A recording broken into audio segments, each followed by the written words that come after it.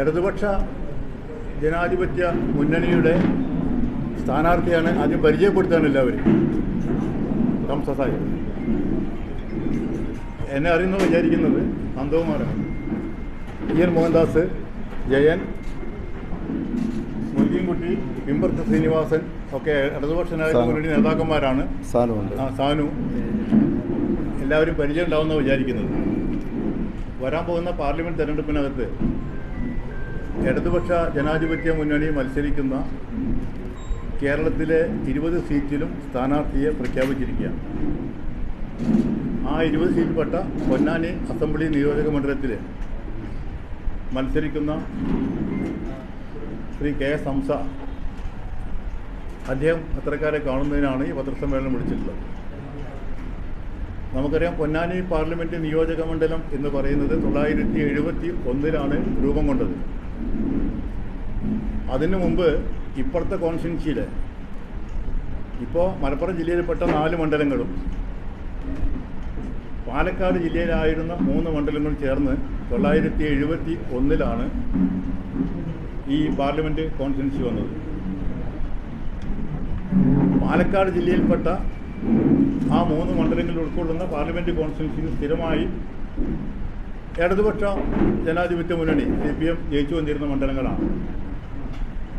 ഇമ്പിച്ചി ആയാലും ചക്രവാണിയായാലും MK കൃഷ്ണൻ തുടങ്ങിയിട്ടുള്ള പല പ്രഗത്ഭരായ നേതാക്കന്മാർ ജയിച്ചു വന്ന 3 മണ്ഡലം ഉൾക്കൊള്ളുന്നതാണ് പാലക്കാട് ജില്ലയുടെ ഭാഗമായിരുന്ന ഇപ്പോഴത്തെ പൊന്നാനി താലൂക്കിൻ്റെ ഒന്ന് പാലക്കാട് ജില്ലയിൽപ്പെട്ട തൃത്താല അടുത്തുള്ള മണ്ഡലങ്ങൾ.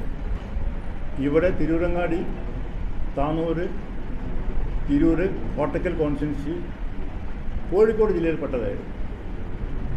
അവിടെ ലെഫ്റ്റ് ജയിച്ചിട്ടില്ല എന്ന് നിങ്ങൾക്കറിയാം. 1962 ഇലക്ഷനിലാണ് അന്ന് മഞ്ജുനാഥ റാവു സ്ഥാനാർത്ഥിയായപ്പോൾ 743 വോട്ടിന് പരാജയപ്പെട്ട ഒരു മണ്ഡലമായിരുന്നു അത്.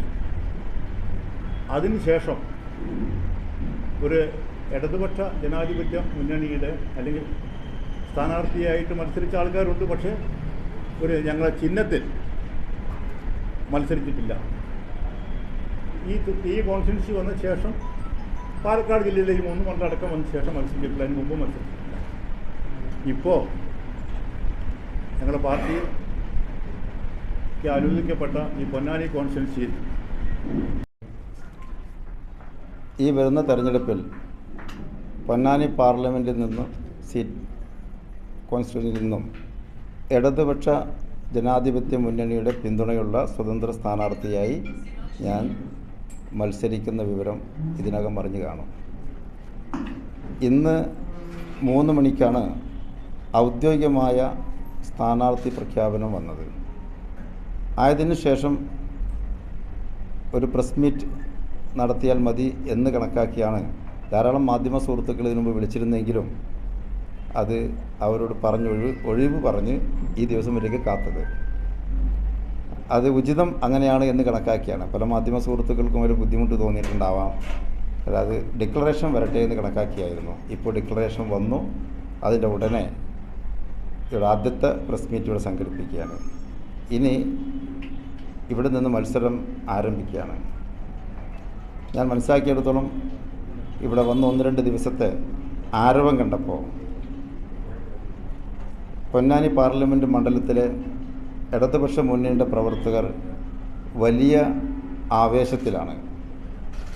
വളരെ കാലത്തിന് ശേഷം പാർലമെൻറ്റിലേക്ക് അവരുടെ ചിഹ്നം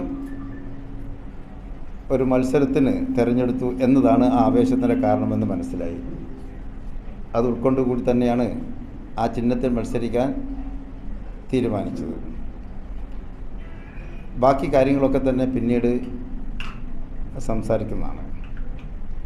ഇതുമായി ബന്ധപ്പെട്ട് മാധ്യമ സുഹൃത്തുക്കളുടെ ഭാഗത്തു നിന്നും മറ്റ് ജനാധിപത്യ മതേതര വിശ്വാസികളുടെ ഭാഗത്തു നിന്നും അകമഴിഞ്ഞ സഹായ സഹകരണങ്ങൾ ഉണ്ടാകണമേ എന്ന് ഇത്തരുണത്തിൽ അഭ്യർത്ഥിക്കുകയാണ്.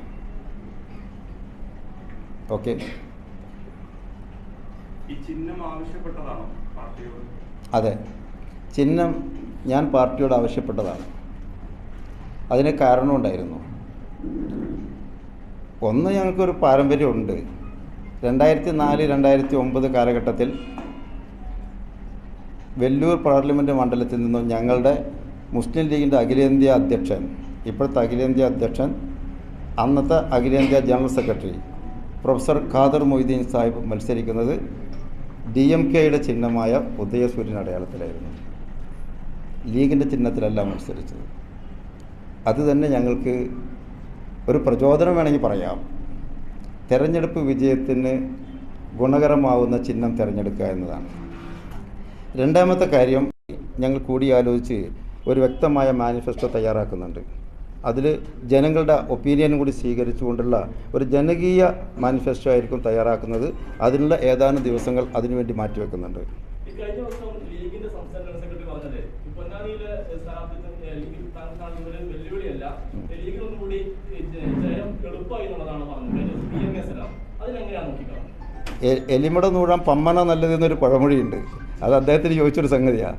ഞാൻ അതിനെക്കുറിച്ച് മറുപടി പറയാനില്ല. അത് ഇനി കണ്ടറിയാമല്ലോ.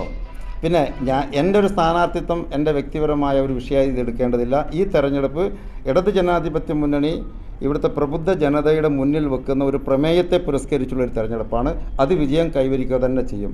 നമ്മൾ ഏക സിവിൽ കോഡ് കണ്ടു, ഗസയുടെ വിഷയം കണ്ടു, ബാബരി മസ്ജിദ് തകർച്ചതിന് ശേഷമുള്ള ചില സംഗതികൾ, ഒരുപാട് ഇഷ്യൂസ് ഇവിടെ ഉണ്ട്. ആ ഇഷ്യൂസിലൊക്കെ തന്നെ ഈ പാർട്ടികളുടെ നിലപാട് എന്തായിരുന്നു എന്നുള്ളത് നമുക്ക് വ്യക്തമായ സംഗതിയാണ്. അതുകൊണ്ട് തന്നെ ഈ സാഹചര്യത്തിൽ മതനിരപേക്ഷത, മതേതരത്വം കൂടിയല്ല ഞാൻ പറയുന്നത്, മതനിരപേക്ഷത ഊട്ടിയുറപ്പിക്കുന്ന ഒരു പ്രമേയം ഇവിടെ ചർച്ച ചെയ്യപ്പെടുന്നുണ്ട്. പ്രബുദ്ധരായ കേരള ജനത അതിനനുസരിച്ച് വിധി എഴുതും. അത്ര അതിനെക്കുറിച്ച് പറയാനുള്ളൂ. ഒരുപാട് സംഘടനകളിൽ നിന്ന് പറഞ്ഞിട്ടുണ്ട്, സമസ്ത അടക്കം. 2 സമസ്തകളിൽ നിന്നും സമസ്ത അല്ലാത്ത സംഘടനകളിൽ നിന്നും ഉണ്ട്. താങ്കളുടെ പേര് നേരത്തെ സൂചിപ്പിച്ച പോലെ സ്ഥാനാർത്ഥിത്വം കേൾക്കുമ്പോൾ ഒരു പഴയ ഒരു പ്രസംഗം, മുഖ്യമന്ത്രിക്കെതിരെ താങ്കൾ നടത്തിയ ഒരു പ്രസംഗം വലിയ രീതിയിൽ പ്രചാരണം നടത്തുന്നുണ്ട്. ആ മുഖ്യമന്ത്രിക്കെതിരെ ആ പറഞ്ഞ ആരോപണത്തിൽ ഉറച്ചു നിൽക്കുന്നുണ്ട്. ഞാനത് പറഞ്ഞത് തന്നെയാണല്ലോ. ഞാനത് പറഞ്ഞതാണ്. അന്നത്തെ എൻ്റെ രാഷ്ട്രീയം അതാണ്. ചോറ് ഇവിടെയും കൂറ് അവിടെയും പറ്റില്ലല്ലോ. ഞാൻ ചോറുള്ളിടത്ത് തന്നെ കൂറുണ്ടാവുള്ളൂ, കൂറുള്ളിടത്തേ ചോറുണ്ടാവുള്ളൂ. പിന്നീടുണ്ടായ സാഹചര്യങ്ങൾ തിരുത്തിയത് കൊണ്ടാണല്ലോ ഞാനിപ്പോൾ ഇവിടെ വന്നിട്ടുള്ളത്, ഇവിടെ നിൽക്കുന്നത്. അത് ഇവിടെ നിൽക്കുമ്പോഴും അങ്ങനെ തന്നെ ആയിരിക്കും. അതല്ലാതെ തലയിൽ മുണ്ടിട്ട് രാഷ്ട്രീയ പ്രവർത്തനം നടത്തേണ്ട, സാധാരണ പറയും പാമ്പിനെ കാണുമ്പോൾ തലയും മീനിനെ കാണുമ്പോൾ വാലും കാണിക്കുക എന്നുള്ള രാഷ്ട്രീയം ഉണ്ടല്ലോ. അതൊന്നും മാന്യന്മാർക്ക് ചേർന്നല്ലോ. അതുകൊണ്ട് അത് നിഷേധിക്കുക ഉൾക്കൊള്ളുന്നൊരു വിഷയമില്ല. എന്തായിരുന്നാലും അങ്ങനെ പറഞ്ഞ എന്നെ പിടിച്ച് അവരെ ചിഹ്നത്തിലൂടെ മത്സരിപ്പിക്കാൻ കഴിഞ്ഞത് ആ പാർട്ടിയുടെ വിജയമാണല്ലോ.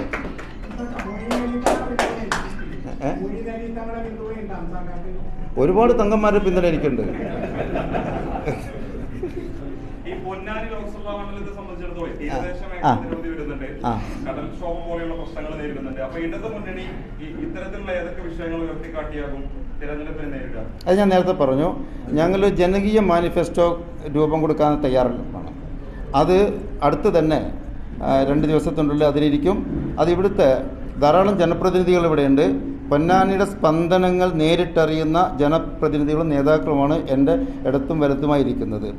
അവരുമായി കൂടിയാലോചിച്ച് ഒരു ജനകീയ മാനിഫെസ്റ്റോ രൂപം കൊടുക്കും. അതായിരിക്കും ഞങ്ങളുടെ മുന്നിലുണ്ടാവുക. എന്തായിരുന്നാലും ഒരു കാര്യം പൊന്നാനിയുടെ ജനതയ്ക്ക് വിശ്വസിക്കാം, ഞാൻ ജയിച്ചു കഴിഞ്ഞാൽ ഒരു അവൈലബിൾ MP ആയിരിക്കും. എൻ്റെ വാതിലുകൾ, അവിടുത്തെ വാതിലുകൾ, ഓഫീസിൻ്റെ വാതിലുകൾ 24 അവർ തുറന്നിട്ടിരിക്കും. അത് ജനകീയ ഓഫീസായി മാറും. വിളിച്ചാൽ കിട്ടുന്ന ഒരു MP ആയി മാറും.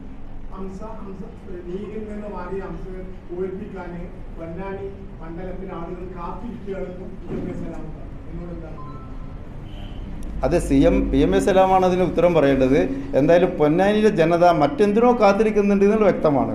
ഞാൻ വരുന്ന വഴിയോരങ്ങളിൽ എനിക്ക് കിട്ടുന്ന സ്വീകരണവും എനിക്ക് കിട്ടുന്ന പ്രചോദനങ്ങൾ, ലീഗ് അണികളിൽ നിന്ന് കിട്ടുന്ന ആവേശകരമായ പിന്തുണ, അതൊക്കെ തെളിയിക്കുന്നത് എന്തോ ഒരു ചരിത്രത്തിൻ്റെ തിരുത്തിന് വേണ്ടിയാണ്.